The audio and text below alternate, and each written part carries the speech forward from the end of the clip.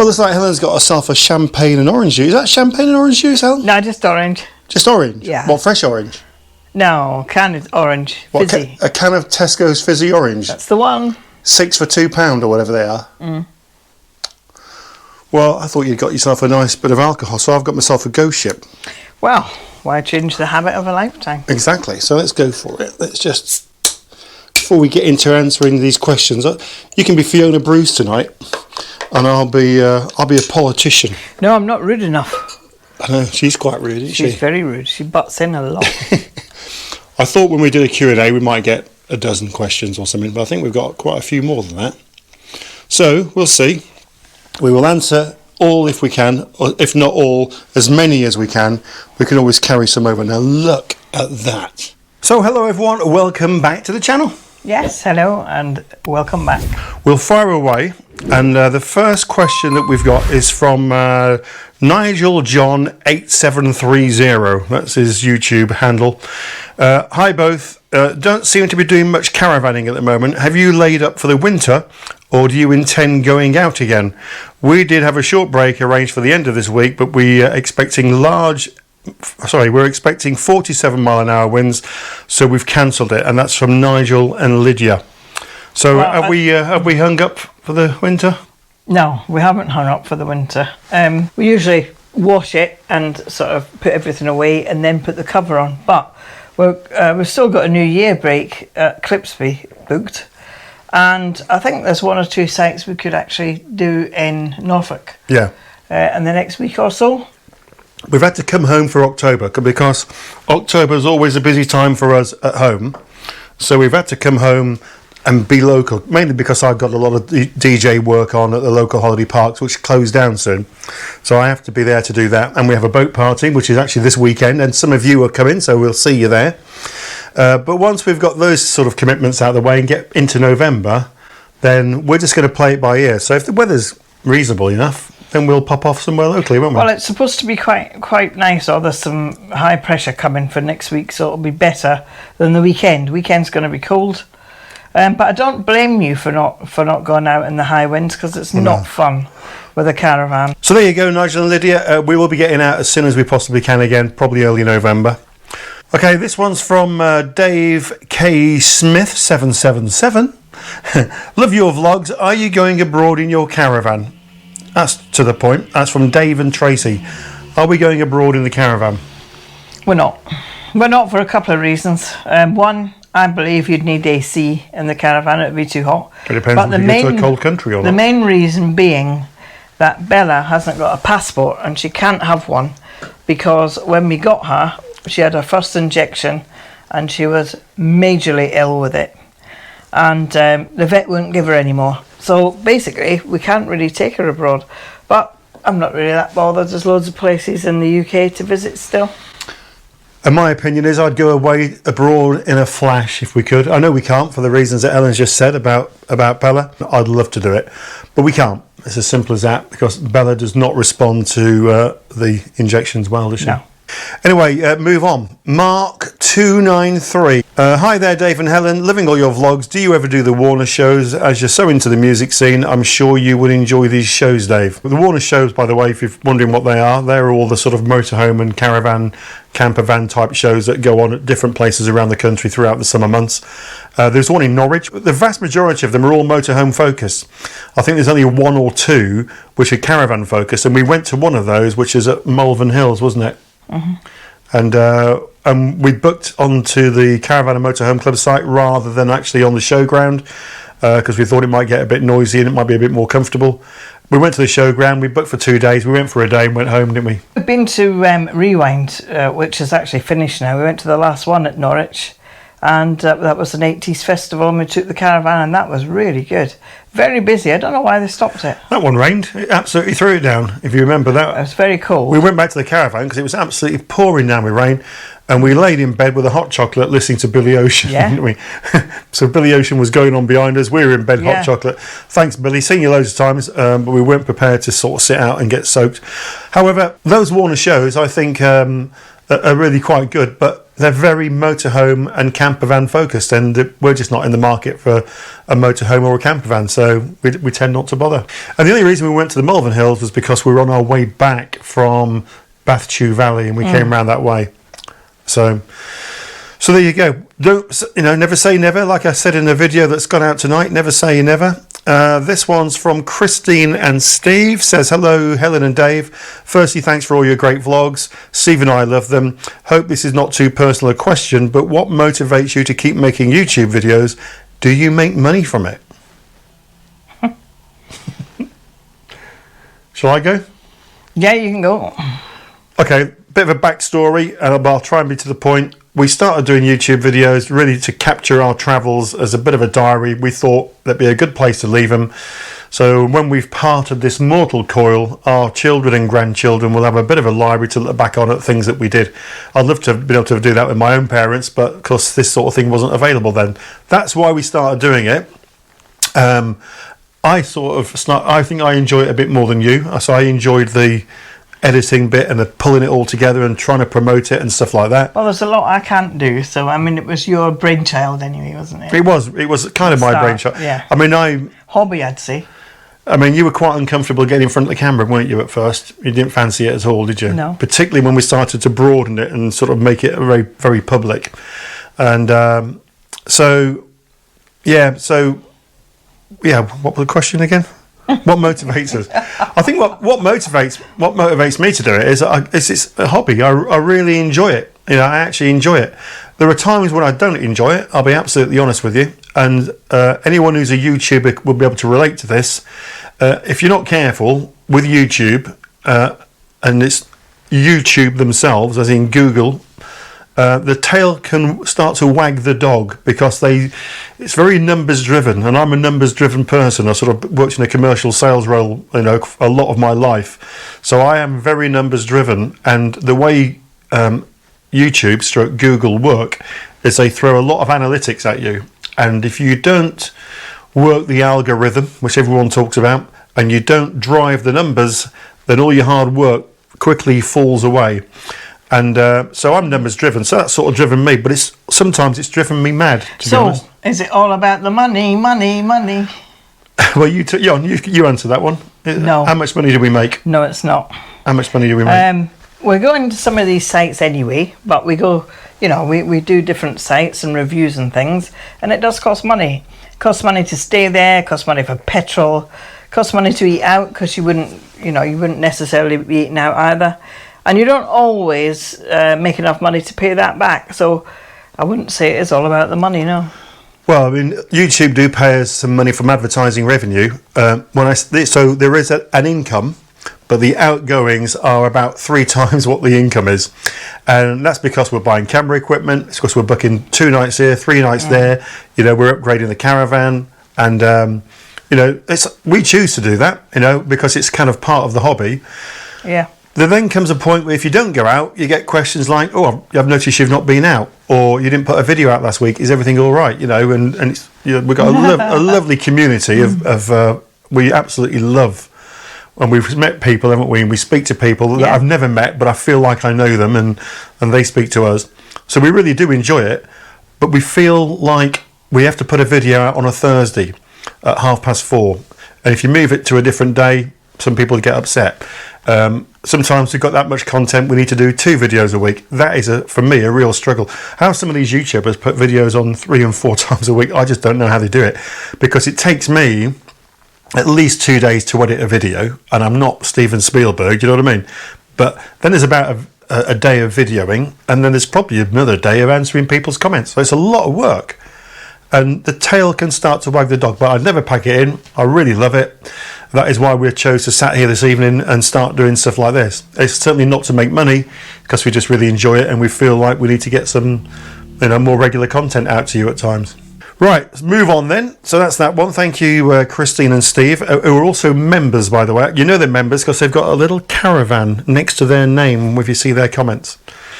Right, Les Brewster. What has your impression been of the Cadac grill that you purchased earlier this year? Thanks, Les. That's a good question.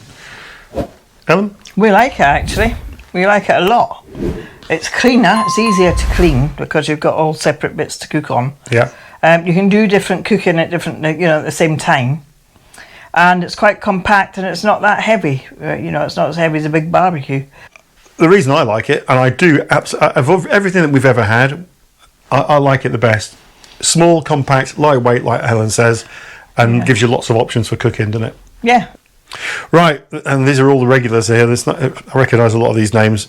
So this is from Danielle Mosley 9947. Hi, Helen and Dave. I have 2 questions. That's a bit greedy. I would like to know what has been the best advice that you've received or given in life. Cool, blimey, that's a bit getting a bit deep. So what's the best advice you've received or given in life, and what has inspired you to start your channel? Which I think we might have sort of partly covered that last bit, but so best advice that you've given or received in life. I'll tell you mine. Go on then. Mine is, everything you say or do will either increase or decrease someone else's perception of you. And managing director of a company I used to work for was given a bit of a spiel one day, and he just said these words: don't forget, folks, everything you say or do is either going to increase or decrease someone else's perception of you. And that was about 40 years ago he said that to me, and I've carried that with me through all my working life, and it's true. But every time you open this, you're teaching, and every time you close that, you're learning because you're listening. I talk a lot, so. Yeah. Helen, what do you think? Well, I think there's a little quote comes to my mind, and that is, in life it can cover everything. It can cover business, children, everything. Well, then what is it? And that's be firm but fair. Oh, really? Right, okay. Yeah. Because if you're not firm, people tend to walk all over you. Yeah. And you want to be fair at the same time. So I think that's quite good. Firm but fair. Yeah, okay. Good bit of advice. And what inspired you to start the channel? Dave. You didn't want to do it. I did, as I mentioned before. That was his idea. Just to capture something. Yeah. And then we watched lots of other channels, to be honest with you. We used to watch Andrew Ditton quite a bit when we first started off. And we used to watch a channel called The Happy Travellers. You might have seen The Happy Travellers. We used to watch them quite a bit. But the one channel we used to watch the most was, do you remember who it is? Oh, it was Bry. Bry. Yeah, The Ramblings of Bry. The Ramblings of Bry. And he still goes now, but he sort of, I think he got a bit fed up with all things day-to-day, routine stuff that we all get sort of sucked into, and decided to sell his house, get a motorhome and just sod off. And I was working full-time, and DJ Dave as well, and I used to watch him, and he's a bit of a hippie, you won't mind me saying it, because he is. But he's also a really nice bloke, and I used to watch him and I used to think, he looks so relaxed and so chilled. And we've met him 2 or 3 times because he kind of inspired us quite a bit, didn't he? In fact, he's come around, we went to see him in Norfolk. He'd come around the caravan having a slurpee, as he calls it, drinking coffee all night, and we talked all night with Bry, didn't we? But really nice bloke. The Ramblings of Bry. Go and have a look out for him. When you see him, you have to put some sunglasses on because he wears really bright clothes, so he looks like a wizard, and he has a beard. And and he's just a really nice bloke, and he's quite a good. I think he's a good sort of personal coach. He talks mental. He really talks a lot of sense, I think. So we still watch him, and we don't always comment, Bri, but we always watch him, mate. Yeah. So they were inspirations. Posh Cats were inspirations, and Bob Earnshaw was an inspiration. The Trojans. We could go on. Right, hang on. What we got here then? So I hope that helps, Danielle. Next up is from Nicola Barker. Hello, question for Dave. Would a scored toe ball make our Alco stabiliser creak? We have tried everything. We are from Kent, and our place to go is Suffolk and Norfolk for the last 3 years because of what you put out on YouTube. Our favourite has been The Willows with Lee. That's down at Mildenhall.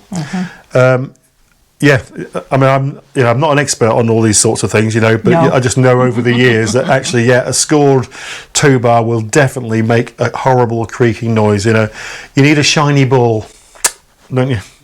You need a shiny ball. Yeah. We've had it. We actually have. When the pads wear down, you get it, don't you? The creaking. Yeah, you do as well. The pads on the hitch, when they start to wear, there's just a couple of things you can do with those, and they don't cost an awful lot of money, so they're really quick and easy to replace. You can do it yourself, or you can just take them out and just get a real bit of fine emery cloth and just give them a little rub and put those back in. You can also put in like a washer, a spacer, which pushes those little pads onto the toe ball, so they're a bit tighter. And so if you've got a creaking toe ball and it's not scored in the way that Nicola's describing, then it just probably down to the pads. You either need a bit of a clean up, replacing, or just put a spacer in them to make them grip onto the tow bar. So I hope that helps. Right, who's this from? Placemats. It's a funny name, isn't it? Placemats 1598. My wife and I really enjoy your vlogs. Have you got any plans to buy a motorhome? I think we've sort of touched on that, haven't we? Yeah, we have. But let's talk about motorhomes then, because what's the backstory? To go abroad and do this travelling that he's talking about in Spain, I really think the motorhome would be better than the caravan. I think it would be easier. But then would come the question, would you take a little car behind you and the A-frame and all that, and then it's double insurance and MOT and or would you just, I don't know, find alternative ways of getting about once you find the sites that you're at? Would you go on the bus? Would you get a taxi? Would you bike it if you've got a bike? I'm not sure. Let us know what you do. Yeah, I mean, I told you we used to watch Brian in his motorhome, and I sort of really loved the independence that he seemed to have, and he lived in it, for quite a few years. My sister had a motorhome. She was also a bit of an inspiration, and when we went to visit them in their motorhome when I was still working, I thought, God, this is what we need. We need a motorhome, and we need to go travelling. So she said, well, we're going to have a look at them. Well, we had a look at them, and I saw the price of them. I thought, blimey, they're not cheap, are they? And I thought, okay, we could buy one, but it's going to take a lot of money. And what if we don't like it? Because we don't know. That is why I said in the video that's gone out tonight, funnily enough, because I went down and looked at some motorhomes. I still like motorhomes, love them. Try before you buy. So we were lucky enough that my sister had a motorhome. She came with us, or we went with her, so should I say, to see her. And I realised they struggled to get off-site, and if they didn't catch a bus or walk, they couldn't go anywhere. They didn't have bikes at the time or anything like that. So, you can't just get in your motorhome and nip down to Tesco's. And some of the motorhomers that are watching will say, well, you can. Well, and I suppose you can. But let's face it, it's a pain in the backside, isn't it? With your caravan, you get there and you've got your car to go off travelling every day. And so we decided, nothing against motorhomes or motorhomers. I would still have a motorhome to do what you said. Yeah. But we decided, no, we can't afford one really. We couldn't justify the money. Let's buy a caravan and see how it goes. And having bought a caravan and then bought another caravan, I'm not sure at this moment in time that I would want to buy a motorhome, but I would never say never, because you never know. I always wanted a caravan way before you started. You've wanted one since you were a teenager. Yeah, my neighbour had one up his drive, and I used to watch him going out in it in Scotland. This is near Edinburgh, and I used to think, oh, wouldn't it be great to have a caravan and go out on your holidays and go everywhere, different views every day. And I could never twist your arm. You never ever wanted one. I said, no, I don't want a blinking caravan. Caravans for old people. And my holidays are going to be on a beach somewhere. People. I know. But that's what I used to think. I said, I don't want a blinking caravan. I want to go on nice holidays abroad. Thing is, you can make them quite comfortable, caravans. There's quite a bit of room in them, isn't there? Well, yeah, but also Helen has a saying, which I think is absolutely spot on, and that is when you're out and about in your caravan and motorhome, doesn't matter what you're in, when you get fed up with the view, you can just hitch it on the back of the car and move on. Change it, yeah. And change the view.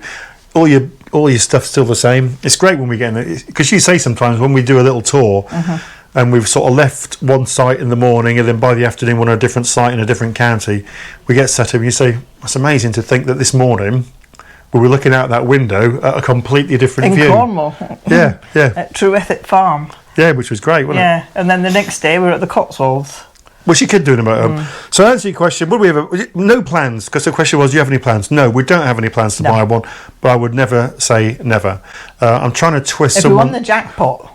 Well, I'm trying to convince the guys down at Downside they should give me a motorhome for the weekend to go away in, and I'm sort of trying to twist their arm at the minute, because I would like to experience it, because I say try before you buy, and we never have. No. Never say never. Right, who's up next? Sarah Woolburn, but her name on here is SHP Adam, so it's Sarah. Hi Sarah. We also tow with a Kia Sportage 1.6 litre diesel. Wondered, was the engine size of your car was in comparison to the weight of your van? I've read exactly what it says, but I think I know what she means. We have a Sprite Alpine 4, and what you might change it for if you had to change. We do love your blogs. Like you, it's just us two and the dog. Right, got you. Right. Well, the car came before the Caravan, didn't it? No, it didn't. No, it didn't. We had a Volvo. We had a Volvo XC60, didn't we? And our first Caravan was a Bailey, and we had the Volvo first. It was actually a company car. And I asked the Coca-Cola I work for, do you mind if I put a tow bar on it? And they said, no, don't mind. As long as when you hand it back with a tow bar on it. That's okay, that's fair enough. So we towed with the Volvo XC60 for a little while with a bigger Caravan than we've got now, as in weight and, heavier, and also width. It was 8 foot wide. And when we bought the Sportage for your car, didn't we? And we put a tow bar on it. And when we towed with the Sportage, I actually found it towed better than the Volvo. It was amazing, isn't it? Same size engine, but I just felt... 2 litre, by the way. 2 litre, yeah, not a 1.6. It's a 2 litre engine. It's a GT line, all-wheel drive. They don't call them automatics because apparently they've got a clutch, but I don't know where it is. I don't touch it. But sometimes, honestly, I have to check in the mirror to make sure the Caravan's still on, and that's the truth. If we were to change the tow car, what would we have? Now, that's a great question, because in terms of mileage, we're on about 88,000 miles on that. I've never kept a car that long. We normally change a car every 2 to 3 years. But this car has cost us 0 pence, apart from petrol and a new battery, which, wear and tear, you change your batteries, don't you? Yeah. And we keep saying, do we need to change the Sportage because we've had it, it's done 88,000. And Ellen keeps saying, well, there's nothing wrong with it. It's reliable. It starts every morning. It tows the Caravan beautifully. Flies through the MOT every year. Every MOT it's had, just go straight through. And we're going to talk some up in a little while. There's a load of logs here, so I'll just touch some. We do actually service it every year, though, don't we? Yeah, we don't need to service it every year. We service it more than it needs to be serviced. But however, we've had the conversation quite a bit about if we were to change it. We used to be Land Rover drivers. We've had Discoveries, we've had Freelanders, we've had a few Land Rovers. We've found them to be expensive, not too reliable, parts expensive, and as much as I like them, I would love to have one of the new Discoveries. Just a bit loath to touch one. In fact, I wanted a Discovery before we bought the Sportage. I was looking at a Discovery or looking for one, and we were in a showroom, and I said, "Oh, this is a nice one. What do you think to this?" So I said, "Yeah, it looks all right. What is it?" She said, "It's a Kia." I said, "No, thanks." She said, "What's wrong with a Kia?" It was the salesman overheard. I mean, they got thousands of cars, and he said, "What's wrong with the Kia then?" I said, "Well, it's Korean, isn't it?" He said, "And?" I said, "I don't think I want a Korean car."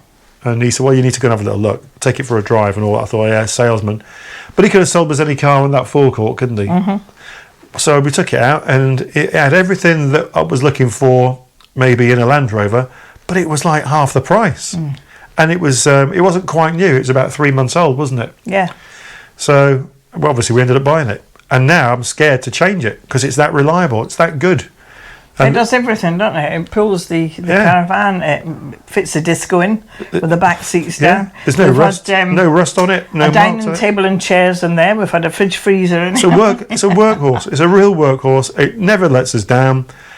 Even the exhaust, nothing's gone wrong. No. It probably will do now. I don't know what model it is, but there was an orange Jag passed us today. Yeah. Like a 4-wheel drive thing, and I quite like them, but I think they'd be quite pricey. I don't know. I think they're about 40 grand, depends how old it is that you buy. I don't know if they make them anymore, to be honest. But anyway, we've talked about it, but you quite like the Jag. I quite like the look of the Jaguar, but I like the look of the Land Rover.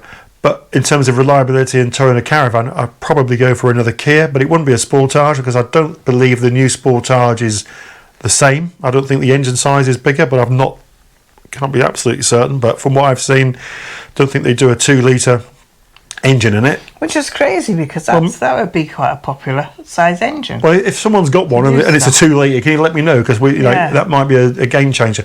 So we're thinking if we did change, it might well be another Kia, but it might be the Sorento. But you think they look a bit square, don't you? Yeah, I'm not that fond of the look. Oh no, I better not say that because It's all right. people love it. For all the Sorrento subscribers that have just unsubscribed, No, I like the Sorrento. I think they're all right. oh, You got to. the Sorrentos. Yeah, they're all right. Yeah. You're full of crap. Anyway, I think we've answered that one. Let's move on. Was there another part? Yeah, what would you have? I think we've answered it. So thanks for that question. Over to Sue Wayne.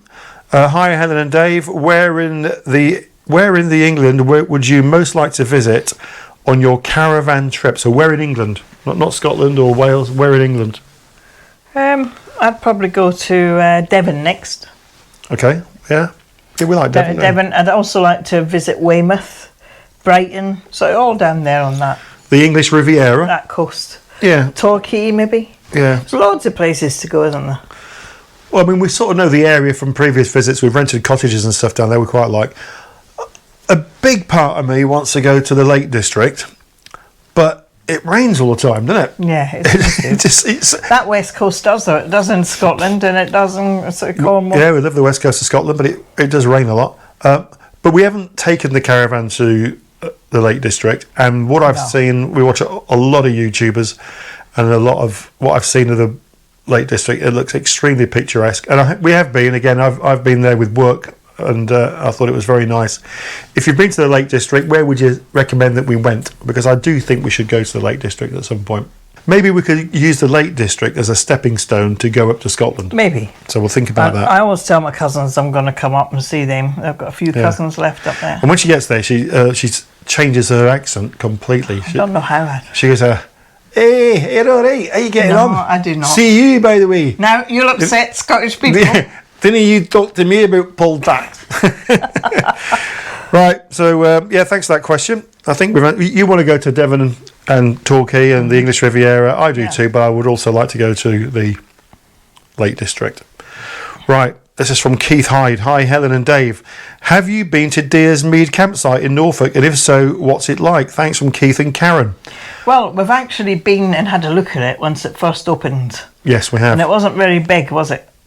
No, it's an adult-only site, you're probably aware, and it belongs to the same people that own Deers Glade.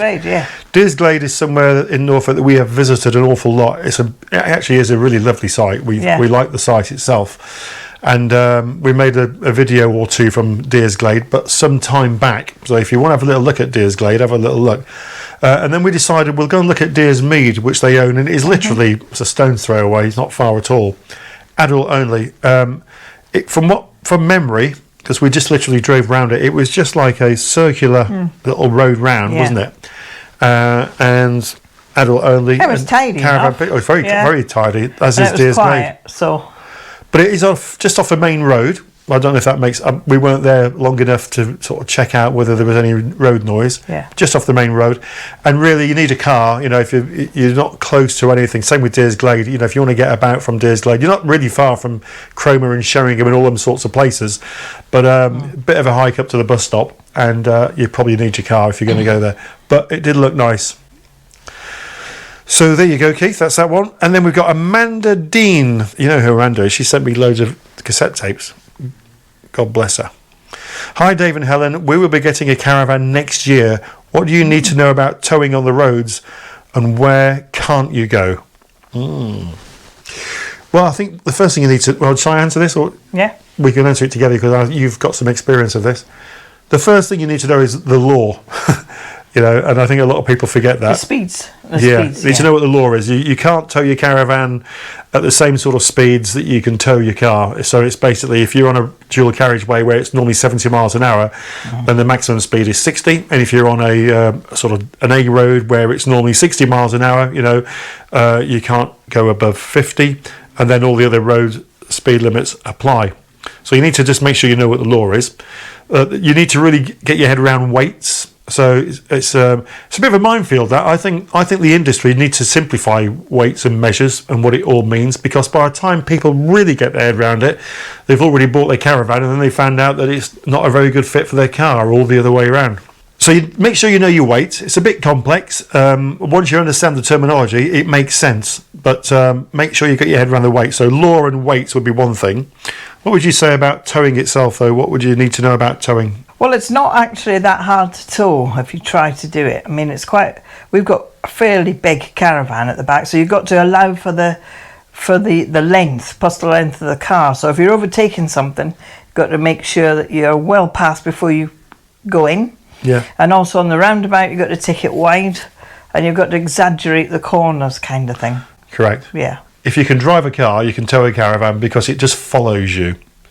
If you just give that little bit of extra space, it just follows you. Don't drive so fast, and brake because got a lot more weight behind you. So make sure you brake more progressively, so earlier, stuff like that. So do everything slowly, and you've got time to change it all. But there's nothing to be scared of at all. And I've never been on a towing course, but you have, and you've towed the caravan numerous times, haven't you? For you, Normally, when I want to go ship, he has to have a Valium first. I normally put my sunglasses on and have a sleeping tablet. Right, who have we got next? Next up, we've got Al Marcello.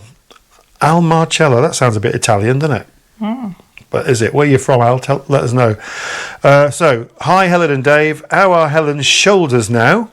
Also, would you dress up in 1940s gear for the festival next year at Sheringham? Probably. And if so, what would you wear? Yeah. Right, let's go. You go with your shoulders. How's your shoulders?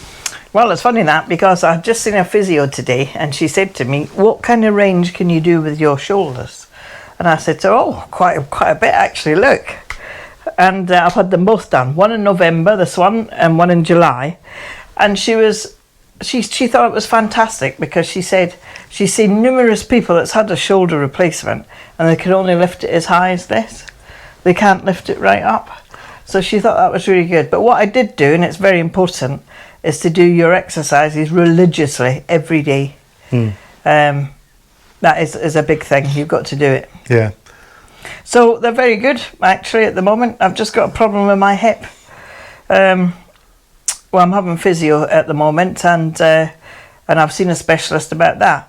So we'll see, but it's stopping me doing a lot of walking. So Dave's had to go and do things on his own, haven't you? Yeah, I mean, you wouldn't have to be a rocket scientist to work out Helen's not featuring in the videos quite as much. It's more of a less Helen and more Dave, and that's simply because you couldn't jump on a train like I did and bugger off and start walking around Sheringham the other day. I mean, they think I might have got a micro fracture in my hip, so it is quite painful to walk on. So you can only walk so far. Yeah. So I shall be glad to get that fixed next. Yeah. So yeah, you always sort of walking a few steps behind. It's just the way it is. We don't know really where that fractures come from, what's caused it, but it's certainly inhibiting you in terms of walking at the moment. It is at the moment. So if you have to have another hip as well as two shoulders, that's the route we'll have to go down, isn't it? But it's not very nice for Helen just now. Hey ho, but I think you've done remarkably well with your shoulders. I really am. Yeah, I really do think you've done great. I didn't really think I had done any better than anyone else, so that physio told me that today, so yeah, pretty pleased with that. So, would you dress up in 40s gear? God, your face is saying it all. Come on, Helen. Well, maybe. I mean, well, I would. Definitely. You know what, I'll be honest with you, when I used to watch these people going to some of these places all dressed up as soldiers, and I'll give you a lift. yeah. But I used to look at them and think, oh dear, oh dear, what are they doing? But honestly, we've seen them before at Sheringham, and that's why I went down to film them. Our friends go, and the atmosphere was absolutely brilliant. I mean, you've seen it before because we happened to get to Sheringham one day because you took some shoes back to a shop, and we didn't know it was 40s weekend, couldn't get it parked anywhere, and you had no problem walking then because you were straight down the shops, weren't you? But it was full of soldiers and people. It was like wartime Britain, wasn't it? I mean, it's good what they do. Atmosphere is fantastic. Really good. And I didn't stay for the night. I would definitely go. And I would definitely dress up and give it some, because everyone seemed to be having such a brilliant time. And you kind of got a sense for maybe that's what it was really like in the 40s, because everyone was making the best of a bad job in the 40s, weren't they? Mm. You had to make your own entertainment. Nobody was relying on computers and phones, and no one had any transport, no one had any money, hardly had any food. Things were rationed, weren't they? Yeah, but the atmosphere, they were all so jolly. Yeah. So I'd definitely go there. Well, what would I dress up as? I don't really know. Oh, you'd have to be somebody high up. I'd probably go as someone high up. What do you mean? Someone tall? An officer or someone like that. I don't think I'd get away with it. I think I'd have to go more of Captain Mannering at best, but probably more. What's that Smith called in Dad's Army? Walker goes around selling all the knicker elastic and stuff like that. Probably goes as Walker from Dad's Army. Great question, that. Thanks very much, Al. Barb's D, hello. Hi, Helen and Dave. What do you leave in your caravan when you're not holidaying in it? And can you please show us how you store your things away? In other words, show us your drawers. Ooh, missus. Sending love. Well, we usually bring our clothes in because they do get damp. We don't bring them all in, do we? Depends how often we're going away. Yeah, if we're finished. I don't. Oh, well, if you use yours, and they'll be cold. They might not be damp, but they might be cold. Well, they will now. I bring all my clothes out of there. I leave in books and things like that. They're all right, aren't they? We even leave food. It depends. You see, in the summertime, we only come home literally to cut the grass. You know, our grandson and his fiancée sort of move into the bungalow. We come home, cut the grass, you know, and probably just do a bit of washing or something like that. And then we're away again often in a couple of days. I have got some big plastic bags, which I just slot in the couch pads. Of course, this year they've just been recovered because we got them done, didn't we? So I put them in there, and just to keep them clean and keep the dust off them. Yeah. So I do that. I bring all the bedding in, and if I've got room, I'd even bring the mattress in if I've got somewhere to put it. Well, we have done before. We're very fortunate that we got the caravan on the drive. I've got the electric hookup straight plugged into the garage, and we don't have the heating on all the time, but we do. I'll do sort of flick the electric on, and at times, particularly if it's really cold, I'll just put the heating on in the caravan on a load, so it just keeps a nice temperature. Obviously, we keep a close eye on it. If we're going out anywhere, I'll knock it off while we've gone out. So in the winter time, we do pack things away, and we do, like, I'll take the television out. To be honest with you, we don't leave everything in, but if it's summertime, we do, because we just come home, sort a few bits out, and we're away again. Next up, we've got Debbie Hastings. Hiya, Helen and Dave. How many grandchildren have you got? Where would you like to visit in your caravan? No expense spared. We love your channel and your adventures, and love to Bella. Oh, thanks, Debbie. We've got 9 grandchildren. 9. We have. We've got 3 children ourselves, 2 boys and a girl, Chris, Gemma and Ollie. Yeah. And Ollie's got 2 children, Gemma's got 3 children, and Chris has got 4 children. Yeah, he had more time on his hands. And they range from, I think the youngest one is Eden, she'll be 2 in January. And our oldest is Cameron, and he is 24. Yeah, I think he's 24. 24. April's his birthday. So they range from like young to old, but I mean it's quite nice really. We see them quite a bit. We're very fortunate. When we all get together, it's just bedlam. Yeah. So many. Well, I think we will be getting together at Christmas, but we're very fortunate that they live all relatively close. Norwich, Lowestoft, or the other side of Lowestoft, Pakefield. Yeah. So incidentally, our youngest boy, Ollie, has got 2 girls. Savannah is, Savannah. Savannah is 7 in November. Yeah. On November the 1st. And the story which goes along with that one is my mum, actually, we lost her on the 1st of November. And Savannah was born on the 1st of November. So it was like one out, one in. The Lord giveth and the Lord taketh away. Definitely, yeah. And it was a strange day, that, really. The emotions were up and down. And then, lo and behold, they had a second one, little Eden. And she'll be 2 in January, and she's born on the January the 25th.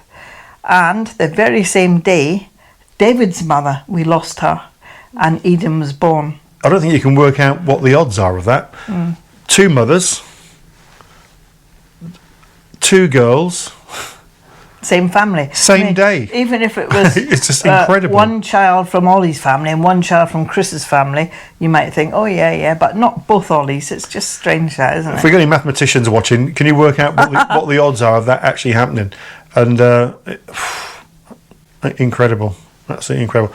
And what we are blessed with all of them is they're all fit, healthy, and I don't know if we'd all say it about our own grandkids, but they're lovely kids. Take after their grandparents, don't they, love?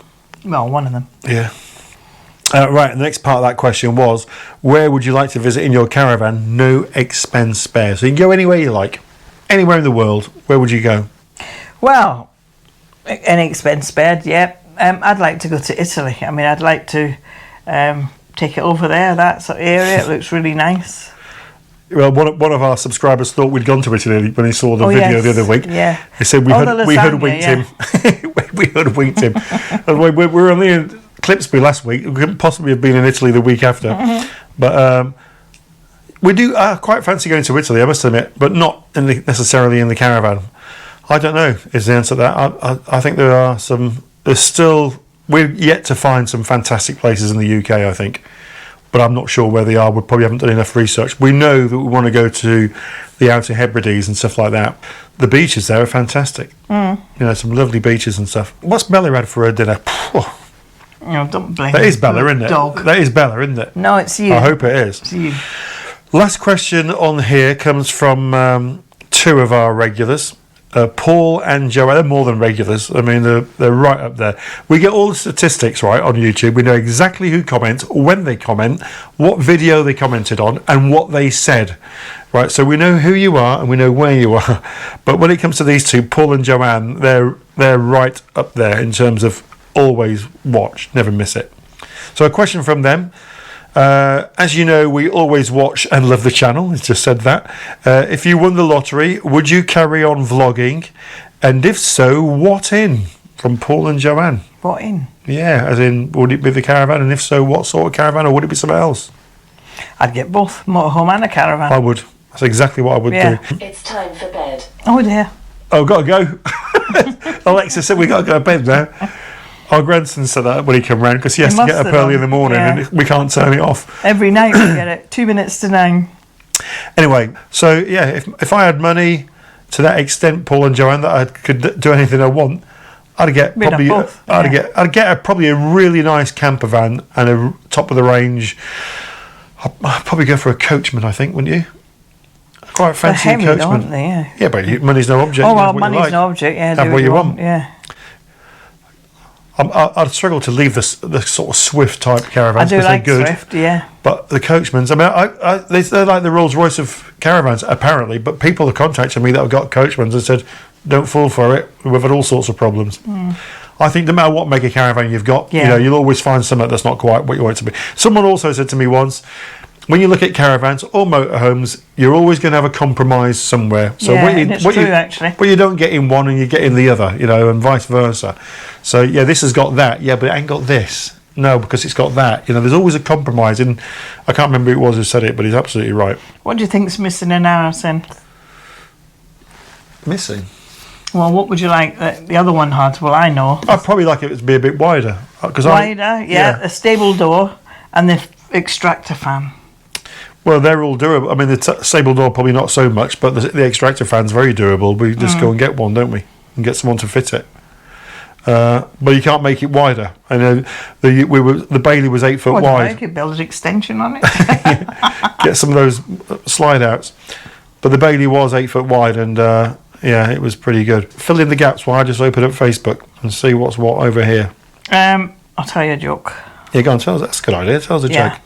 Tell us that one about the hairdressers. It is. Oh, it's the only one I know. This man went into the hairdressers and he only had 3 hairs. And he sat in the chair and the hairdresser said, "How would you like it, mate?" And he said, "Well, I'll have one to the left, one to the right and one down the middle." So he put one to the left and it came out in the comb. And he said, "Well, I'm sorry to tell you this, but it's come out in the comb." And he went, "Oh dear." He said, "All right then. Just put one to the left, one to the right, forget about the middle." So he put the one to the right. Why are you laughing? And it came out in the comb. And he said, "I really don't know how to tell you this. It's come out." And he said, "Oh, beggar it then, leave it scruffy." Do you like it? Well, it's not funny, is it? Of course it's No, funny. it's not. You tell Helen a really good joke and she'll say, "I don't get it." Yeah, he told me one today and I didn't get it. Well, it was Brungo said it. Bri said to me about the dyslexic. He said he was getting really worried about the last Saturday or Sunday of the month because he's worried that his cock's going to go black, is what he said. And I thought, yeah, that's funny.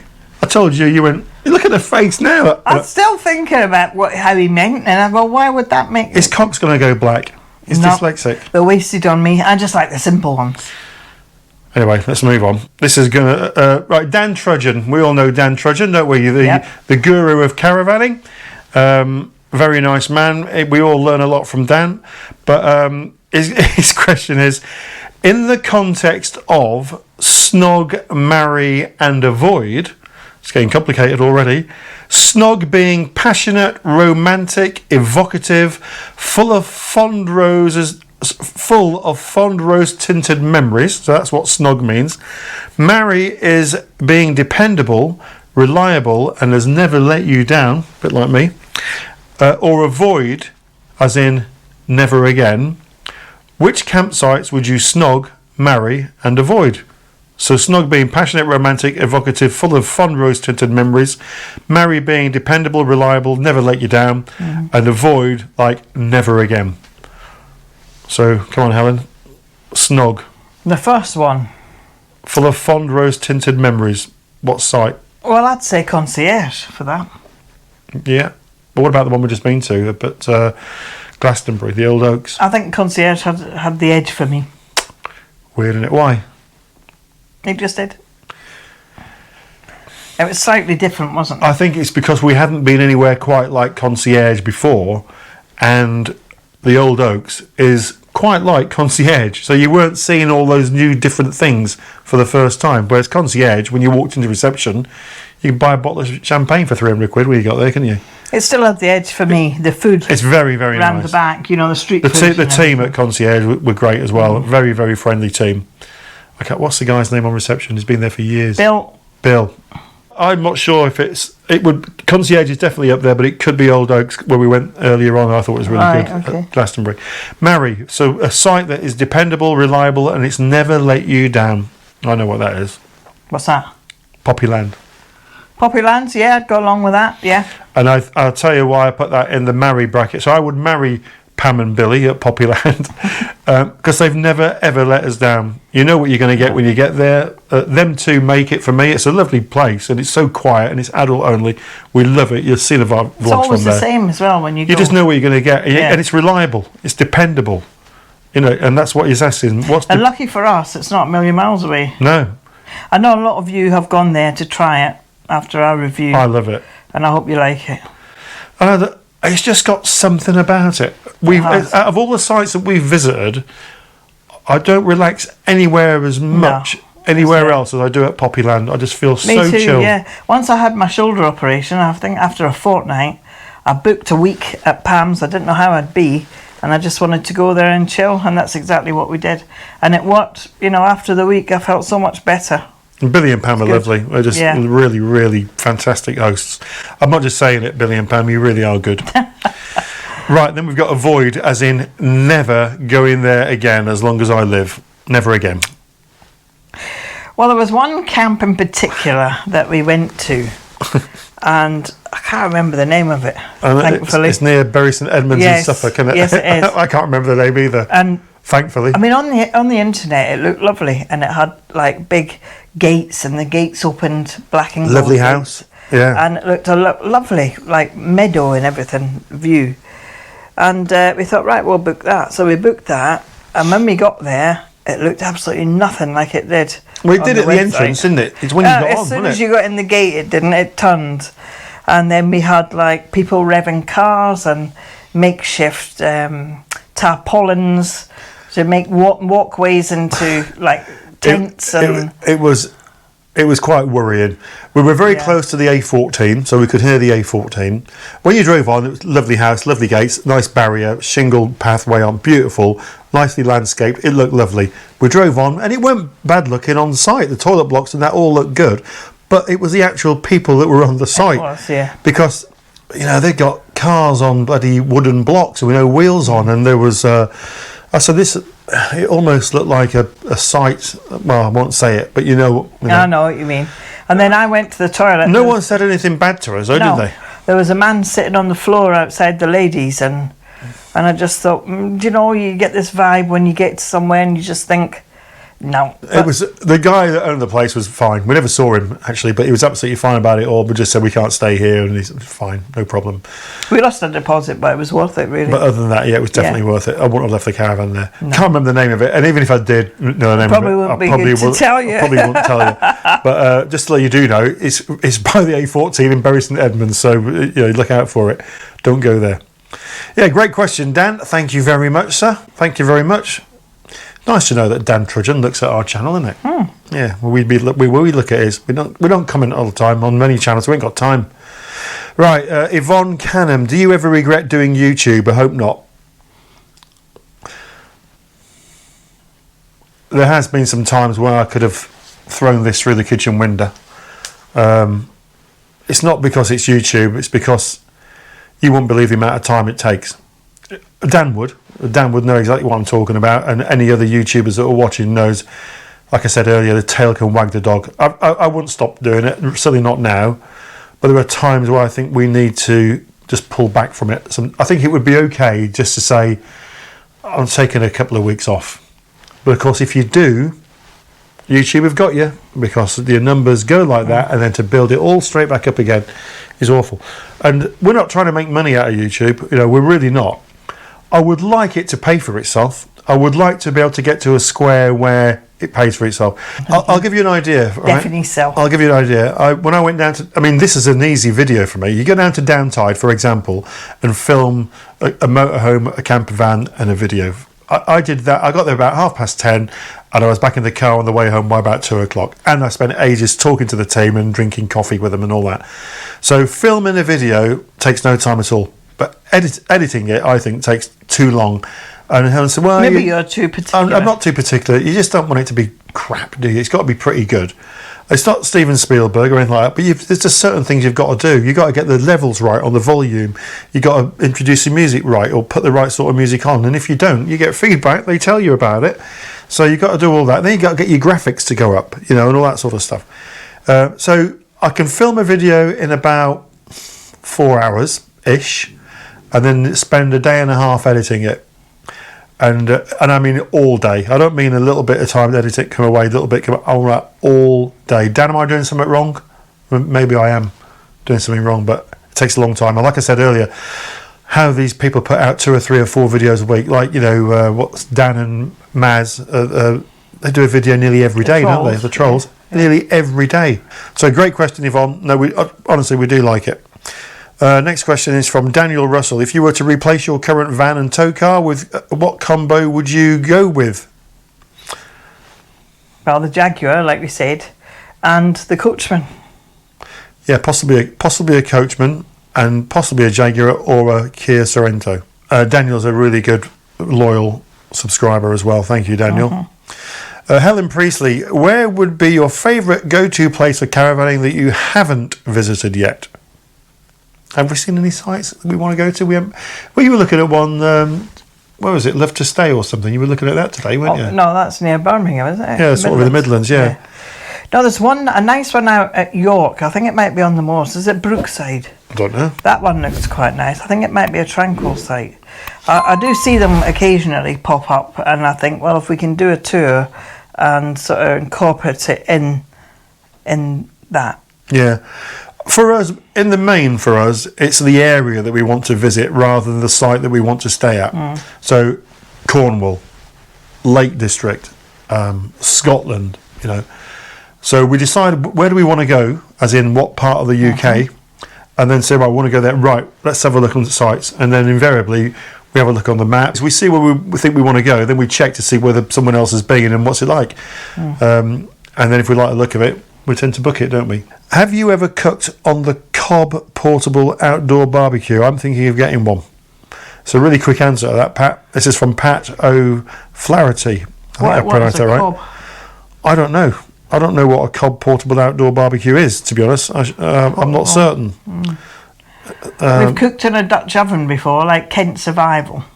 Didn't we? We've done the beef stew. That was actually a lot of fun. I really enjoyed that. And actually, going back to some of the earlier questions about what would you like to do, I would love to go off-grid, somewhere really remote, and go and do some Kent. cooking, some Kent survival cooking. So I'm not too sure what a Cobb portable outdoor barbecue looks like, but I'm up for giving it a go. If you know where I can get one to try it, I'd give it a whirl. I'd have to research it after this to find out. Right, Janice Kershaw, hi. What did you both do for jobs when you were working other than being a DJ? Do you want to go first? Well, we've done a lot of different things, haven't we? Before I met David, I worked in Shaw in Edinburgh, and I was going to do a course to be a chiropodist. But I met him and he ruined it. So that was that. But I mean, since then, he earns a lot of money, but he spends it too. Right. But we also had our own holiday business. We used to own some holiday properties chalets. Chalets and caravans and stuff, which we used to rent out locally. And we used to rent other people's caravans and chalets for them. And we used to rent out holiday villas in Spain and stuff like that. That was actually quite a good business. In fact, it grew beyond what we could cope with, because I could never pack in my full-time job. It was too much for you, wasn't it? And we had all the family involved, and in the end we decided to get rid. But it was a really good little business, that. And so you sort of did that. You've worked in the holiday trade quite a bit, haven't you? You've done sort of reception work on the holiday parks. We live very close to sort of Haven holiday sites, and we have family connections in the holiday trade. So bit of this, bit of that, wheeling and dealing. Bit of wheeling and dealing. We used to have our own pub, didn't we? Oh, yes. We had a pub in Norwich, which we were at for a little while. I'd never do it. If you're thinking of getting a pub, don't. Oh. It's like going to jail, as in you just can't get away from the place. It's the only job I've ever had where you never go to bed the same day you got up. But as for me, I worked for 23 and a bit years for Coca-Cola. In the sort of commercial arm, I was sort of a sales manager and then became an executive sales coach and trainer. So that's kind of been my main job for the last 23 years.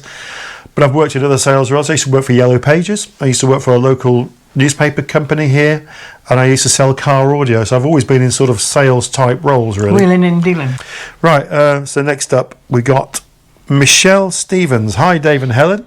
We have been looking at air sun canopies for next year, and I know you did a review on yours when you got it. Question is, does it actually work, or are you constantly moving the chairs around to stay in the shade? Example below. Oh, they put a little picture of theirs. There must be hours of canopy up next to no shade. Does that make any sense to you? There must be hours of canopy up and next to no shade. Oh, I see what you mean, yeah. Is it the sun awning? Yeah, what about the sun canopy? So that's the Dometic, what's it called, Air Pro 400. Yeah, you do have to move your chairs around. Well, you can't help the fact that the sun moves, isn't it? You know, it's just the way it is. Because the sun moves, you've got to move. It's like if you were down the beach and you had a brolly up, you'd have to move. So you can't help that. You do have to move. But I tell you what, one of the best purchases we've ever made for that caravan was buying that, wasn't it? Next to the awning. In the video we did from Clipsby recently, we took the awning just to give it a bit of a run out this year. And the awning is brilliant. It is completely waterproof. It's weatherproof. It's heavy. It takes the wind and the rain. No problem whatsoever. And it gives you a great space, and it's nice and comfortable, particularly this time of year. It's an extra room, isn't it? It's an extra room. Yeah. The sun canopy, I love it because it's lightweight, takes up no space. I can put that up in 5 minutes, whereas the awning probably takes about 20 minutes to put up properly, maybe half an hour.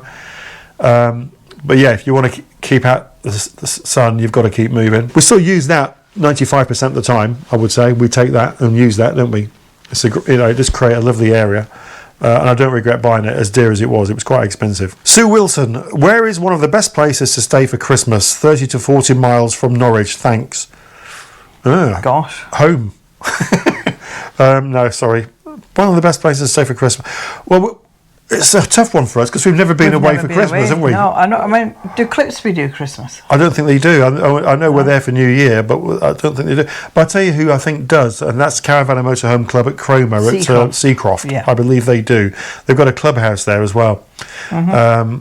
So that's probably a good place to go. Cromer's a nice village as well. Well, they're 30 to 40 miles from Norwich, so they must be in Norwich. So, yeah, I'd suggest that's probably a good place to go. I think Sandringham closes. It used to anyway, but I don't know if it's all year round or not.